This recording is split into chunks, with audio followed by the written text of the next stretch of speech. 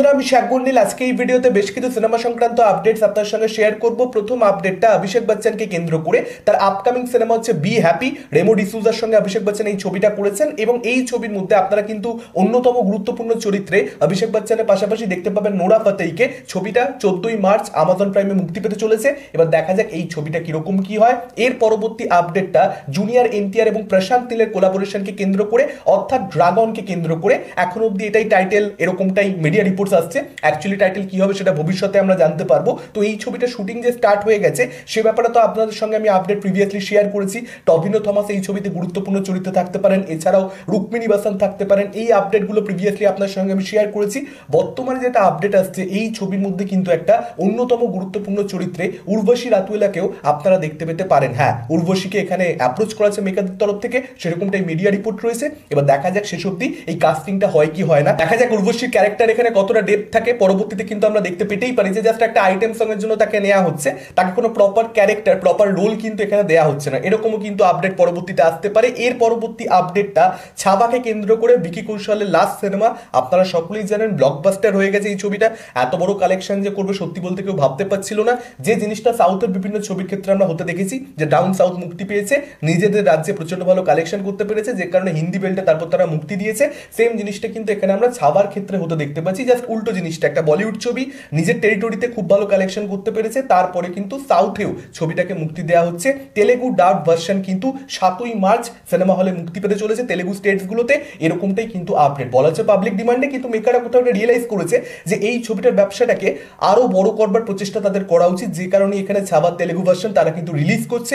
7ই March মুক্তি পাচ্ছে। দেখা যাক তারপরে আমরা বুঝতে পারবো যে তেলেগু ল্যাঙ্গুয়েজে এই ছবিটা কতটা কি কালেকশন করতে পারছে, সেখানে কোনো ইম্প্যাক্ট সেখানকার দর্শকদের উপরে কোনো রকম প্রভাব এই ছবিটা ফেলতে পারছে কিনা। পরবর্তী আপডেটটা অজয় দেবগনকে কেন্দ্র করে। আপনারা সকলেই জানেন লাভ রঞ্জনের প্রডিউস করা একটা অ্যাকশন থ্রিলার ছবি সে করছে, যেটা একটা কাইন্ড অফ জঙ্গল অ্যাডভেঞ্চার ছবি হতে চলেছে, যেখানে কিন্তু আমরা অজয় দেবগনকে একজন ফরেস্ট ডিপার্টমেন্টের অফিসারের ভূমিকাতে দেখতে পাবো, যার নাম হবে হচ্ছে রেঞ্জার সিং। যেখানে ছবিটার টাইটেলও রেঞ্জার হতে পারে বা রেঞ্জার সিং হতে পারে। এই ছবিটার শুটিং যে মার্চ মাস থেকে স্টার্ট হতে চলেছে সে ব্যাপারে আপডেট আমি জাস্ট কয়েকদিন আগে একটা আপডেট ভিডিওতে আপনার সঙ্গে শেয়ার করেছি। তো মানে যেটা আপডেট স্পেসিফিক্যালি বললে মার্চ মাসের একদম লাস্ট উইক থেকে ছবিটা শুটিং স্টার্ট হবে। জাগান শক্তি পরিচালক এবং অ্যান্টাগনিস্ট হিসেবে আপনারা এই ছবিতে সঞ্জয় দত্তকে দেখতে পাবেন। তিনিও কিন্তু এই শিডিউলে মার্চ মাসের একদম এন্ডে তিনিও কিন্তু শুটিং এ যোগদান করবেন।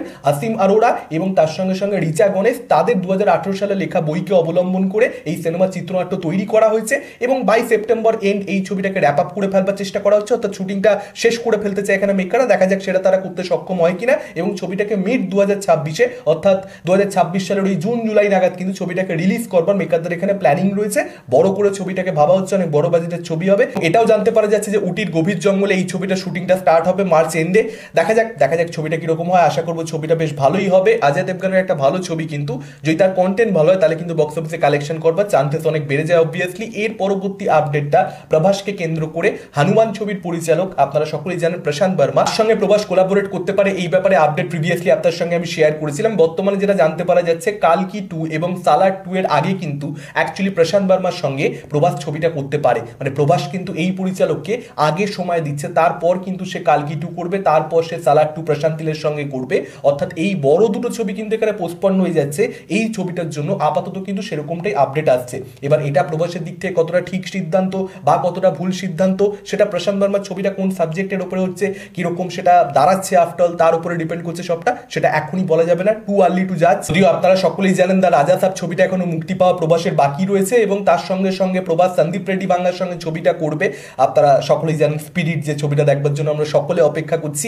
এছাড়াও ফজি ছবিটা রয়েছে হানু রাগাবাপুরি পরিচালক, আপনারা সকলেই জানেন। তো এই কটা ছবির কাজ শেষ হতে অন্তত পক্ষে 3 বছর তো লাগবে। প্রভাসের একটা ছবি আসতে অনেকটা সময় লাগে, বড় বাজেটের ছবি হয় নর্মালি, অনেকটা সময় নিয়ে নির্মাতারা সেই ছবিগুলো বানায় যত্ন করে। তো দেখা যাক আফটার অল এই ছবিটা শুটিং স্টার্ট করতে, অর্থাৎ প্রশান্ত বর্মার সিনেমাটা স্টার্ট করতে প্রভাসের কত বছর লেগে যায়। তবে হ্যাঁ, কোলাবোরেশনটা যে হচ্ছে সেটার ব্যাপারে কিন্তু আরো একবার মিডিয়া রিপোর্টস এলো, মানে কোথাও একটা আপডেটটা স্ট্রং মনে হচ্ছে, কনফার্মেশন কিন্তু পাওয়া যাচ্ছে মোটামুটি। পরবর্তী আপডেটটা সালমান খানকে কেন্দ্র করে এআর মুরুগাদাসের সঙ্গে তার কোলাবোরেশন সিকান্দার। আপনারা সকলেই জানেন সেই ছবিটার আজকে অর্থাৎ 27 তারিখে কিছু যে একটা আসবে সে ব্যাপারে তো আমরা সকলে জানতাম, কিন্তু সেই কিছুটা অ্যাকচুয়ালি কি কোনো পোস্টার নাকি মোশন পোস্টার নাকি ট্রেলার নাকি টিজার নাকি গান আমরা কিন্তু সেটা জানতাম না। কিন্তু মেকাররা কিন্তু গতকালই এটা কনফার্ম করে দিয়েছে যে সিকান্দার ছবিটার কিন্তু টিজার আসতে চলেছে 27 তারিখ দুপুর 3:33 সময় টিজার আসবে, আজকেই আসতে চলেছে। এবার দেখা যাক যে এই টিজারটা কতটা কতটা কি ইম্প্যাক্টফুল হয়। আমি আশা করবো খুব ভালো যেন কিছু একটা হয়, কারণ হাইপ বিল্ড করতে পারছে না কিন্তু সিকান্দার এখনো।